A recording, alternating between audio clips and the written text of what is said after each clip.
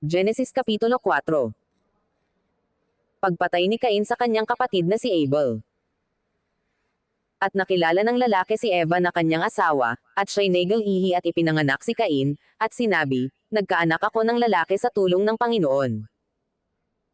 At sa muli ay ipinanganak ang kanyang kapatid na si Abel, at si Abel ay tagapagalaga ng mga tupa, datapwat si Cain ay mangbubukid ng lupa.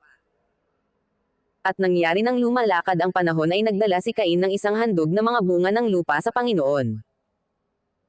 At nagdala rin naman si Abel ng mga panganay ng kanyang kawan at ng mga taba ng mga yaon, at nilangap ng Panginoon si Abel at ang kanyang handog.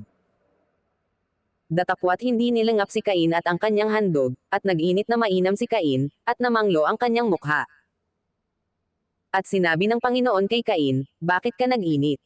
At bakit namanglo ang iyong mukha? Kung ikaw ay gumawa ng mabuti, di ba ikaw mamarapatin? At kung hindi ka gumawa ng mabuti, ay nahahandusay ang kasalanan sa pintuan, at sa iyo ay pahihinuhod ang kanyang nasa, at ikaw ang papanginunan niya." At Yahweh sinabi ni Cain sa kanyang kapatid na kay Abel, at nangyari, nang sila'y nasa parang ay nagtindig si Cain laban kay Abel na kanyang kapatid, at siya'y kanyang pinatay.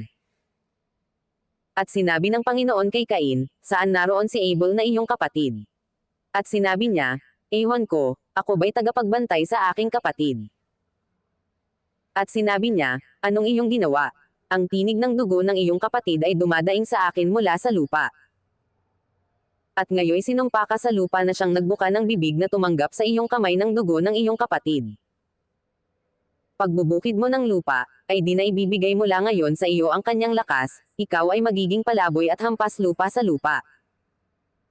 At sinabi ni Cain sa Panginoon, "Ang aking kaparusahan ay higit kaysa mababato ko.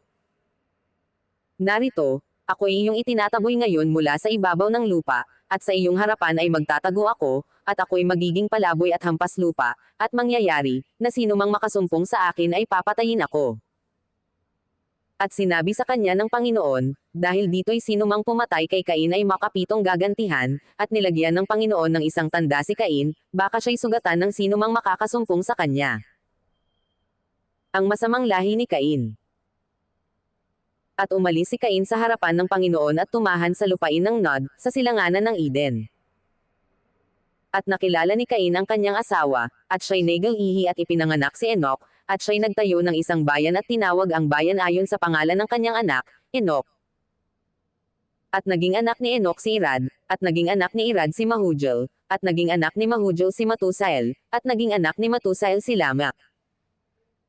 At si Lamak ay nag-asawa ng dalawa, ang pangalan ng isa'y Ada, at ang pangalan ng ikalawa ay Zila. At naging anak ni Ada si Jabal, na siyang naging magulang ng nangagsisitahan sa mga tolda at may mga hayop. At ang pangalan ng kanyang kapatid ay Jubal, na siyang naging magulang ng lahat na tumutugtog ng alpa at ng flauta.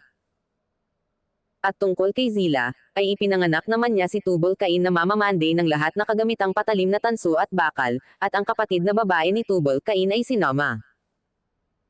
At sinabi ni Lamak sa kanyang mga asawa, "Ada at Zila, pakinggan ninyo ang aking tinig, kayong mga asawa ni Lamak ay makinig ng aking salaysay, sapagkat pumatay ako ng isang tao, dahil sa ako'y sinugatan, at ng isang binata, dahil sa ako'y hinampas." Kung makapitong gagantihan si Cain, tunay na si Lamak ay makapitong pangpito. Ang makadiyos na angkan ni Seth. At nakilalang muli ni Adam ang kanyang asawa, at nanganak ng isang lalaki, at tinawag ang kanyang pangalan na Seth, sapagkat ani ay binigyan ako ng Diyos ng ibang anak na kahalili ni Abel, sapagkat siya'y pinatay ni Cain. At nagkaanak naman si Seth ng isang lalaki, at tinawag ang kanyang pangalan na Enos, noon ay pinasimulan ng mga tao ang pagtawag sa pangalan ng Panginoon.